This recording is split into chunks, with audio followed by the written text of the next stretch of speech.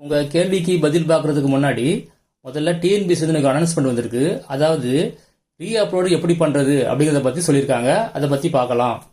நீங்க எப்படி அப்லோட் பண்ணீங்களோ அதே மாதிரி தான் ரீ அப்லோடும் பண்ண சொல்லியிருக்காங்க. உங்க ஓடிஆர் அக்கௌண்ட்ல உள்ள போயிட்டு கரண்ட் அப்ளிகேஷனை கிளிக் பண்ணி லாஸ்டா அப்ளை பண்ண குரூப் 4 கிளிக் பண்ணீங்கன்னா அதுல ஏற்கனவே டாக்குமெண்ட் அப்லோட் பண்ணி வச்சிருப்பீங்க. அந்த லிஸ்ட் காமிக்கும். அதுல எந்த சர்டிபிகேட் நீங்க ரீ அப்லோட் பண்ணணுமோ அது மட்டும் ரீ அப்லோட்னு காமிக்கும். அதுல தான் உங்க சர்டிபிகேட்டை நீங்க ரீ அப்லோட் பண்ணணும். இப்ப நீங்க அப்லோட் பண்ணும்போது ஒரு ஃபைல் லொகேஷன் காமிக்கும்.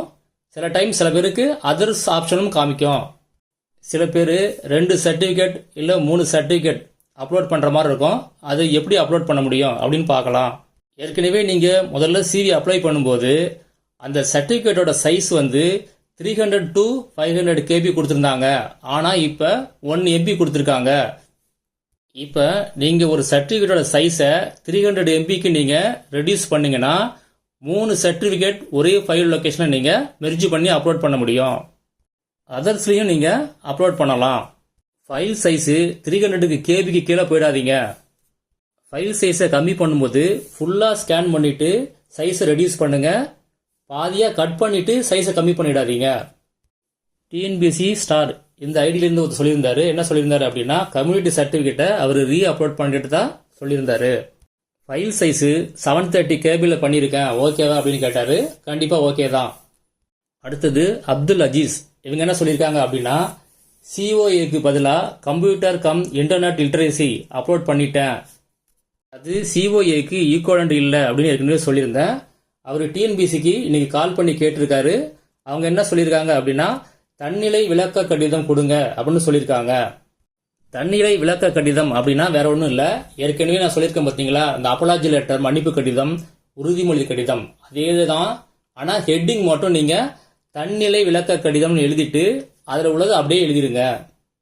அதில் என்ன எழுதுறீங்க அப்படின்னா சிஓஏக்கு பதிலாக நான் இந்த கோர்ஸை தவறுதலா அப்லோட் பண்ணிட்டேன்னு சொல்லி எழுதுங்க. இந்த 2 கடிதத்தோட லிங்கை இந்த வீடியோ டிஸ்கிரிப்ஷனில் கொடுக்குறேன். ஒரு தடவை செக் பண்ணி பார்த்துங்க. அடுத்தது தேவா இவங்க என்ன கேட்டிருக்காங்க அப்படின்னா 1 to 10 PSM ஃபார்மேட்ல இல்லை, ரீ அப்லோட் பண்ண போறேன் அப்படின்னு சொல்லியிருக்கீங்க. அப்புறம் PSM சர்டிஃபிகேட்ல ஹெட்மாஸ்டர் பேர் இருக்கணுமா அப்படின்னு கேட்டீங்க. ஹெட்மாஸ்டர் பேர் வேண்டாம், சைன் சீல் டேட் இது இருந்தா போதும். அடுத்தது சானா தேவி இவங்க என்ன கேட்டிருக்காங்க அப்படின்னா அப்லோட் பண்ண சர்டிபிகேட் KB எவ்வளவு இருக்கணும் அப்படின்னு கேட்டிருக்கீங்க. இப்போ இந்த வீடியோ ஆரம்பத்திலேயே சொல்லியிருக்கேன் 1 MB இருக்கணும். ஆனால் மினிமம் 300 KB கூட இருக்கிறதா பார்த்துங்க. அடுத்தது அன்பரசன் இவங்க என்ன கேட்டிருக்காங்கன்னு பார்க்கலாம். சிஓஏக்கு பதிலாக CLB அப்லோட் பண்ண இப்போ ரீ அப்லோட் பண்ண சொல்லி கேட்டிருக்காங்க அப்படின்னு சொல்லியிருக்கீங்க. CLPனா என்ன கோர்ஸ்னு எனக்கு தெரியாது, உங்கள்கிட்ட கேட்டேன் ஆனால் பதில் வரல. ஆனால் எனக்கு தெரிஞ்சு சிஓக்கு ஈக்குவலண்டா இது கிடையாது. இப்போ நீங்க தன்னிலை விளக்கம் கொடுத்துருங்க, அதான் பெஸ்ட். அடுத்தது அருண்குமார் உங்க PSM வந்து ரீ அப்லோட் பண்ண சொல்லியிருந்தாங்க 1 to 5, 6 to 10 ஓகேன்னு சொல்லியிருந்தீங்க. இப்போ 1 to 5 மட்டும் வாங்கி ரீ அப்லோட் பண்ணலாமா அப்படின்னு கேட்டிருக்கீங்க. 1 to 5 மட்டும் நீங்க இப்போ அப்லோட் பண்ணலாம். இல்ல 6 to 10 மெர்ஜ் பண்ணி கூட அப்லோட் பண்ணலாம், ஒன்றும் ப்ராப்ளம் இல்லை. PSM ஆன்லைன்லயும் வாங்கலாம், ஆஃப்லைன்லயும் வாங்கலாம், ஒன்றும் ப்ராப்ளம் கிடையாது. அடுத்தது எப்படி அப்லோட் பண்றதுன்னு கேட்டிருந்தீங்க. அதை வந்து வீடியோ ஆரம்பத்திலே சொல்லிட்டேன். அடுத்தது தங்க முனிஷ் இவங்க என்ன கேட்டிருக்கீங்க அப்படின்னா ரீ அப்லோட் பண்றது எப்படின்னு கேட்டிருந்தீங்க. வீடியோ ஆரம்பத்தில் சொல்லியிருக்கேன், ஒரு தடவை செக் பண்ணி பார்த்துங்க. அடுத்தது T131 பைக்கர் இந்த ஐடி வந்து கேட்டிருக்கீங்க. என்ன கேட்டிருக்கீங்க அப்படின்னா PSM காம்படேட்டிவ் அத்தாரிட்டி யாரு அப்படின்னு கேட்டிருக்கீங்க. ஏற்கனவே இதை பத்தி நிறைய வீடியோ போட்டிருக்கேன். இதுல பார்ட் 1, பார்ட் 2, பார்ட் 3 இதுல இந்த வீடியோ பாத்தீங்கன்னா அதுல தெரியும். நியூ PSMல டேட் மாறினா ப்ராப்ளம் வருமானு கேட்டீங்க. அந்த மாதிரி எதுவும் ப்ராப்ளம் வராது. அடுத்தது ஸ்ரீராம் இவங்க என்ன கேட்டிருக்கான்னு பார்க்கலாம். நியூ கம்யூனிட்டி சர்டிஃபிகேட் எடுத்தா ஓல்டு அட்ரஸ்ல எடுக்கலாமா நியூ அட்ரஸ்ல எடுக்கலாமா அப்படின்னு கேட்டிருக்கீங்க. எனக்கு தெரிஞ்சு ஓல்டு அட்ரஸ்ல எடுக்க ட்ரை பண்ணுங்க, அது கிடைச்சா பெஸ்ட். அப்படி இல்லைன்னா நியூ அட்ரஸ்ல எடுக்க ஒன்றும் ப்ராப்ளம் கிடையாது. அடுத்தது ஜெய் அச்சு இவங்க என்ன கேட்டிருக்கான்னு பார்க்கலாம். கன்சாலிடேட் மார்க் ஷீட் அப்லோட் பண்ணியிருக்கேன். இப்போ வந்து டிகிரி சர்டிஃபிகேட் கேட்குறாங்க, என்ன பண்றது அப்படின்னு கேட்குறீங்க. இந்த மாதிரி கேள்வி நிறைய பேர் கேட்டிருக்கீங்க. நான் என்ன சொல்றேன் அப்படின்னா 2 சர்டிஃபிகேட்டுமே நீங்க இப்ப அப்லோட் பண்ணலாம். ஏன்னா 1 MB இருக்குது, அதனால நீங்க சைஸை கம்மி பண்ணி 2 சர்டிஃபிகேட்டும் அப்லோட் பண்ணலாம். அதே மாதிரி அதர்ஸ் ஆப்ஷன் வந்துச்சுன்னா அதுலயும் நீங்க அப்லோட் பண்ணலாம். அடுத்தது நிஷாந்தினி, இவங்க என்ன கேட்டிருக்காங்க அப்படின்னா, யூஜி ப்ரொவிஷனில் நேம் மிஸ்டேக்காக இருக்குது, இப்போ என்ன பண்ணுறது அப்படின்னு கேட்டிருக்கீங்க. யூனிவர்சிட்டியில் அப்ளை பண்ணி முடிஞ்சா வாங்கி அப்லோட் பண்ணுங்க, அப்படி இல்லைன்னா ஒரு உறுதிமொழி கடிதத்தை அட்டாச் பண்ணிடுங்க. அடுத்தது மது, அவங்க என்ன கேட்டிருக்காங்க அப்படின்னா, பிஎஸ்டிஎம்ல 9th to 10th மிஸ்டேக்காக இருக்குது, ஆனால் அவங்க 1 to 10 ரீ அப்லோட் பண்ண சொல்லியிருக்காங்க. 1 to 8 ஓகே, இப்போ எல்லாத்தையும் பண்ணணுமா இல்லை 9 to 10 மட்டும் பண்ணணுமா அப்படின்னு கேட்டுறீங்க. உங்களுக்கு 1 to 10 தான் ரீ அப்லோட் பண்ண சொல்லியிருக்காங்க, அதனால எல்லாத்தையுமே மெர்ஜ் பண்ணி அப்லோட் பண்ணிடுங்க. இந்த மாதிரி பிஎஸ்டிஎம் அப்லோட் பண்ணுறவங்க உங்களுக்கு எந்த ஸ்டாண்டர்டுக்கு மட்டும் அப்லோட் பண்ண சொல்லியிருக்காங்களோ அதை மட்டும் பண்ணுங்க, இல்லை எல்லாம் பண்ண சொல்லியிருந்தாங்கன்னா எல்லாத்தையும் மெர்ஜ் பண்ணி பண்ணிடுங்க. அடுத்தது வேல்முருகன், இவங்க என்ன கேட்டிருக்காங்க அப்படின்னா, 6th ஸ்டாண்டர்டை 2 டைம் படிச்சிருக்கேன், அதனால பிஎஸ்டிஎம் கொஞ்சம் ப்ராப்ளமாக இருக்குது அப்படின்னு சொல்லியிருக்கீங்க. அப்பாலஜி லெட்டரில் கிளியராக இதை மென்ஷன் பண்ணி அட்டாச் பண்ணிடுங்க போதும். அடுத்தது சதீஷ், இவங்க என்ன கேட்டிருக்காங்க அப்படின்னு பார்க்கலாம். பிஎஸ்டிஎம்ல ஹெச்எம் மட்டும் சைன் பண்ணணுமா இல்லை ஏஹெச்எம் சைன் பண்ணலாமா அப்படின்னு கேட்டிருக்கீங்க. ஹெச்எம் இல்லாதப்ப ஏஹெச்எம் சைன் பண்ணலாம், அவங்க ஃபார் போட்டு சைன் பண்ணுவாங்க, அந்த ஹெட் மாஸ்டர்ங்கிற சீல் இருக்கணும் அதில்.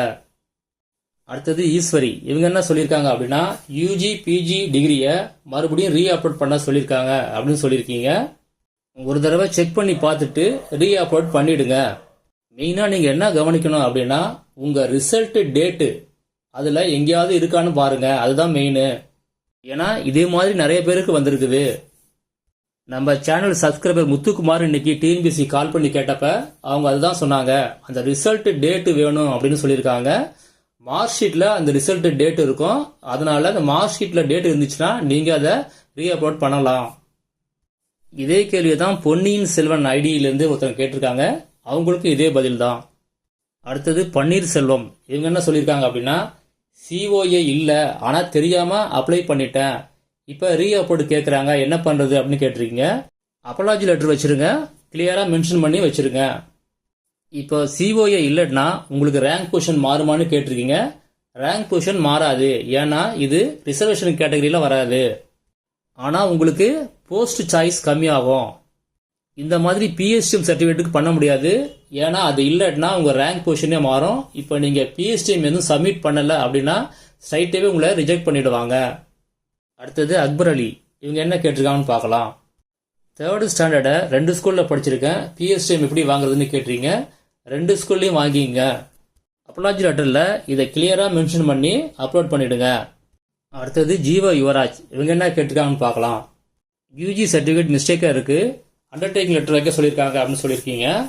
எப்படி அப்லோட் பண்ணுறதுன்னு கேட்டிருக்கீங்க. யூஜி சர்டிஃபிகேட் அண்டர்டேக்கிங் லெட்டர் ரெண்டையுமே நீங்கள் ஒன்றாவே வச்சு மெர்ஜ் பண்ணி ஒன்றா அப்லோட் பண்ணலாம்.